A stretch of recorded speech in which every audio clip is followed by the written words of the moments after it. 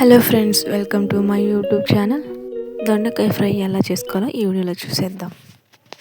ముందుగా దొండకాయలని నీటిలో వేసుకొని కడుక్కొని చిన్న చిన్న ముక్కలుగా కట్ చేసుకోవాలి. తరువాత ఒక కడాయి పెట్టుకొని అందులో కొంచెం ఆయిల్ వేసుకొని కొద్దిగా పోపు దినుసులు వేసుకుందాం. వేసుకున్న తర్వాత కట్ చేసి పెట్టుకున్న దొండకాయ ముక్కలు అందులో వేసేసుకొని వేయించేసుకుందాం. అందులో కొంచెం పసుపు, కొంచెం ఉప్పు వేసుకొని బాగా వేయించుకుందాం. కలిసేటట్టుగా వేయించుకొని మూత వేసేసుకొని ఒక 10 నిమిషాలు లో ఫ్లేమ్లో పెట్టుకొని కుకింగ్ చేసుకుంటే ఉడుకుతాయి. మళ్ళీ మూత తీసిన వెంటనే కొంచెం అలా ఇలా తిప్పుతూ కలిపెట్టుకోవాలి.